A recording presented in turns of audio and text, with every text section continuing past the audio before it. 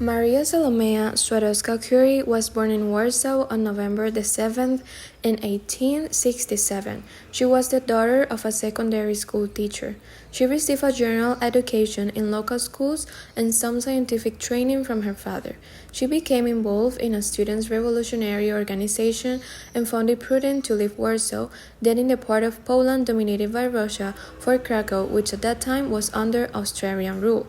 Mary finished high school at 15 with the highest honors. She worked as a private tutor for children in Poland before moving to Paris, France, at the age of 24 to study mathematics and physics at the Sorbonne. In 1891, she went to Paris to continue her studies at the Sorbonne, where she obtained licentiateships in physics and mathematical sciences. Her goal was to get a teacher's diploma and return to Poland, but she stayed in France after she met Pierre Curie in 1894. He was a professor in the School of Physics. The following year, they were married. She succeeded her husband as head of the physics laboratory at the Sorbonne, gained her Doctor of Science degree in 1903, and following the tragic death of Pierre Curie in 1906, she took his place as professor of general physics in the Faculty of Sciences, the first time a woman had held this position. She was also appointed director of the Curie Laboratory in the Radium Institute of the University of Paris, founded in 1914. Her early researches, together with her husband, were often performed under difficult conditions. Laboratory arrangements were poor, and both had to undertake much teaching to earn a livelihood. The discovery of radioactivity by Henry Becquerel in 1896 inspired the Curies in their brilliant researches and analysis, which led to the isolation of polonium, named after the country of Mary's birth in radium. Madame Curie developed methods for the separation of radium from radioactive residues in sufficient quantities to allow for its characterization and the careful study of its properties, therapeutic properties in particular. She, throughout her life, actively promoted the use of radium to alleviate suffering, and during World War I, assisted by her daughter Irene, she personally devoted herself to this remedial work. Madame Curie, quiet, dignified, and unassuming, was held in high esteem and admiration by scientists throughout the world. She was a member of the Conseil de Physique Solvay from 1811 until her death. In 1934, from aplastic anemia, which is suspected to have been caused by his high exposure to radiation. And since 1922, she had been a member of the Committee of Intellectual Cooperation of the League of Nations. Her work is recorded in numerous papers in scientific journals, and the importance of Madame Curie's work is reflected in the numerous awards bestowed on her. On June 1903, Marie Curie defended her doctoral thesis on radioactive substances at the University of Sorbonne in Paris. This became her the first woman in France to receive a doctoral degree. Here we have also the Curie Pavilion at the Radium Institute in 1925, and also we have an image of Madame Curie along her two daughters, Irene, born in 1897, and Eve, born in 1904. Scientific discoveries. Discovery of polonium. The discovery of polonium was a major achievement made by Marie Curie and her husband Pierre Curie in 1888. Background of the discovery. The Curies were studying a mineral called pitchblende, which contained uranium and emitted radiation. While scientists knew that uranium was radioactive, the Curies noticed that pitchblende was much more radioactive than spent from just uranium. Discovery process. Marie and Pierre Curie suspected that there were undiscovered elements in pitchblende that were making more radioactive. After a lot of hard work, they were able to isolate a new element that was even more radioactive than uranium. They named these new elements polonium after Poland, Mary's home country, to honor the situation at the time, as it was under foreign control. Impact in science. The discovery of polonium helps to open the study of radiotherapy and radioactivity, which led to new areas of research in medicine, such as using radiation to treat cancer. It also contributed to the understanding of atoms and eventually led to the discovery of other elements like radium and new scientific field. Discovery of radium. Context of the discovery. After discovering polonium in the mineral pitch plain, the Curie continued their research, believing that there were other elements in pitch plain that were responsible for the strong radiation they have observed. Discovery process. The new element was called radium, which comes from the Latin word radiest, meaning ray because of the strong rays radiation it emitted. The Curie spent that working with pitch plain isolating tiny amount of the radium from the mineral. It was an incredibly difficult process as radium was present in very small quantities. Impact in science. Radium discovery to the development of radiotherapy using radiation to treat cancer, a practice that is still used today. It also played a major role in advancing the study of nuclear physics and the understanding of atomic structure. And finally, the discovery of radium led to the further research on radioactive elements, which eventually led to the creation of nuclear energy and opened up entirely new areas of scientific inquiry. Now we're going to talk about Marie Curie's Nobel Prizes and some facts related to that. Marie Curie, or Dr. Curie, was the first woman to receive a Nobel Prize and the first person to receive two. The Nobel Prize in Physics in 1903 was shared with Pierre Curie and Henri Becquerel for their research on radioactivity. The second prize in chemistry was alone for the discovery of polonium and radium, the isolation of radium and the study of the nature of this element. Now continuing with the next slide, we have that Marie Curie was not included in the Nobel Prize nomination for the theory of radioactivity that she herself developed until Gustav Mittag-Leffler, this Swedish mathematician that we see on the left, interceded on her behalf with the prize-awarding committee composed entirely of men. And we can see the misogyny and the patriarchy that have lasted years and years and years. Like, we see, or they observed, a woman that discovered a theory of radioactivity, and for that, basically, she wasn't enough to win a Nobel Prize.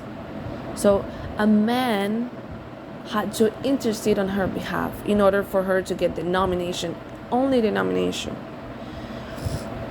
Now we have a picture of Dr. Mary, right? And when she won the Nobel Prize in 1903, she didn't have a real laboratory, but had to carry out all her research in a converted shed, as we see in this picture. That's not a laboratory, that's her shed. Another fact is that Dr. Curie decided to use her Nobel Prize money, or some of it, to hire her first research assistant. Finally, the last fact I found related to the Nobel Prize is that she made a donation to the war effort. After the outbreak of World War I, Marie Curie attempted to donate her Nobel Prize gold medals to the war effort, but the French National Bank refused to accept them. Despite this, she bought war bonds with the Nobel Prize money. War bonds, if you don't know, were essentially loans from citizens to the government used to fund the war effort. So basically, she did some useful stuff with the money, and a partner of mine will be talking about something is related to how underestimated she was just because she was a woman. continuing with his life of Marie Curie's discoveries, let's talk about the applications of her discoveries, which basically started the nuclear age in the world. Okay, her inventions are used today in multiple sectors, in a lot of sectors. The main one is the relativity, as we know today, because she and her husband discovered the element of radium, and the use of radioactive elements in medicine allow us to see through the human body that we today know as X-rays, which are an important advancement in medicine. And her discoveries in the field of relativity led to the foundation for a new scientific branch that is the nuclear physics. Okay, let's talk about many fields where her discoveries are used. Medicine, as I said, in the X-rays to observe inside of the body, in diagnosis and treatment of diseases such as cancer, and used to sterilize surgical equipment. In agriculture, to preserve food for longer by eliminating bacteria, because radiation is used to sterilize medical equipment, food packaging, and even cosmetics, ensuring they are free of bacteria. So you're going to understand that the element itself, it has a lot of functions, and the relativity itself, the radiation.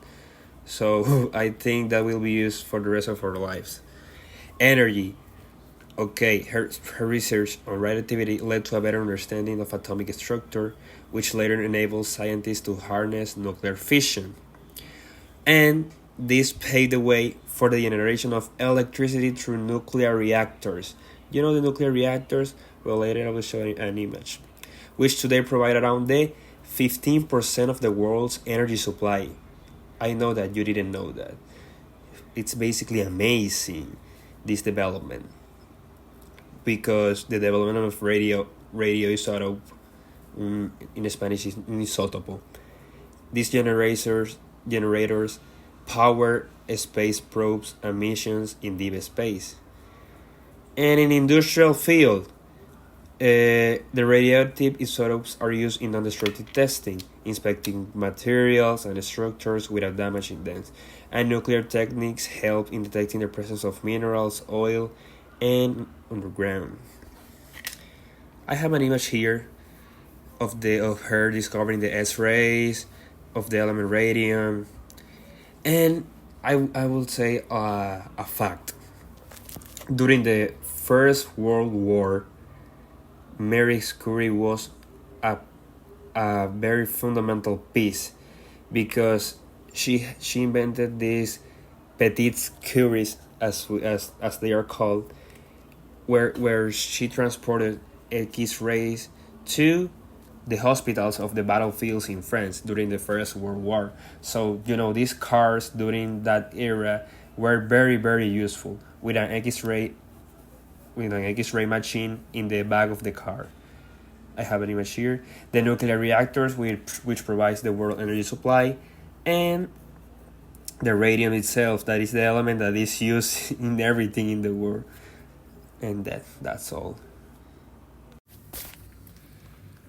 Marie Curie faced numerous challenges throughout her life, yet she continued with total determination. Born in 1817 in Warsaw, Poland, she grew up in a society where women had limited access to education. Under Russian rule, Polish culture and education were suppressed, and formal learning opportunities to girls were scarce. To continue her studies, Mary attended a clandestine flying university where women were secretly taught subjects forbidden to them. Her passion for science was undeniable, but pursuing higher education required great sacrifice. Determined to study at the Sorbonne in Paris, Mary worked as a governess for several years to support her sister's education while saving for her own. During this time, she self-studied physics, chemistry, and mathematics in her spare hours. When she finally arrived in Paris, she faced financial issues, often enduring cold winters and hunger as she devoted herself to her studies. She was one of the few women at the university, navigating an academic environment that was skeptical for her ability simply because of her gender. Despite these obstacles, she excelled, earning degrees in physics and mathematics. Her career was marked by an ongoing struggle for recognition. In the scientific community of her time, women were rarely acknowledged for their contributions. Even when she and her husband Pierre Curie made groundbreaking discoveries in radioactivity, the credit was often directed towards him. When the Nobel Prize Committee initially planned to award the 1903 prize in physics solely to Pierre and Henry Becquerel, it was only through Pierre's insistence that Mary was included, making her the first woman to receive a Nobel Prize. In addition to these challenges, Mary faced the dangers of her own research without realizing the risk. She and Pierre spent long hours in their laboratory handling radioactive materials such as pitchblende with no protective equipment. The concept of radiation safety did not exist at that time, and they were exposing themselves to harmful effects. Over the years, this prolonged exposure affected Mary's health, leading to chronic fatigue, burns on her hands, and lastly, a plastic anemia that contributed to her death in 1934. Her greatest personal tragedy came in 1906 when Pierre was killed by a sudden accident while crossing a street in Paris on a rainy day. She was struck by a horse-drawn carriage and died instantly. The loss was devastating, leaving Mary alone with their two young daughters. Despite her profound grief, she continued her work, taking over Pierre's position at the Sorbonne and becoming the first woman to teach at the prestigious university. Her resilience in the face of such loss was extraordinary, and she poured herself into her research, determined to carry on their shared scientific vision. Marie Curie's life was marked by restless struggle against gender discrimination, financial issues, personal tragedies, and the physical toll of her scientific work. Yet, she never allowed these challenges to stop her. She became the first person to win two Nobel Prizes in different fields, an achievement that remains rare even today. Marie Curie left some legacies for today's world, especially for women and science. And starting from science, I want to talk about the advancement in medicine. She's research on radioactivity laid the foundation for radiotherapy, a crucial treatment for cancer and other disease. Her discoveries also contributed to the development of X-ray machines and nuclear medicine, which are essential for diagnosing and treating various diseases today. Also, from the role of women in science, Marie Curie broke gender barriers and became a symbol of female empowerment in STEAM. The STEAM is the science, technology, engineering, and mathematics spaces, or well, I don't know how to say the other name. She became the first woman to win a Nobel Prize and the first person to win two Nobel Prizes in physics and chemistry. She was also the first female professor at the University of Paris, opening doors for women in higher education. And for today, many scholarships and programs are named after her, encouraging young women to pursue careers in physics, chemistry, and medicine. Okay, talking now about the impact on scientific research, Curie introduced the concept of radioactivity, a term she created herself, and changed the way scientists understand atomic structures and energy. Her discoveries led to the development of nuclear energy, which is now used worldwide for electricity production. Also, her works placed the seeds for modern physics, including quantum mechanics and particle physics.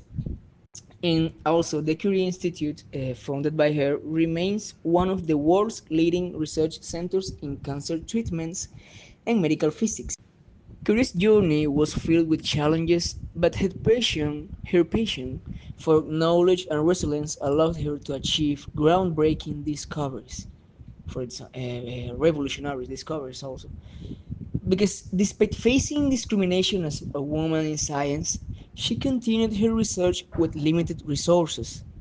Also, she conducted her radioactivity experiments in poor laboratory conditions, often exposing herself to high levels of radiation, which eventually led her to death from aplastic anemia in 1934.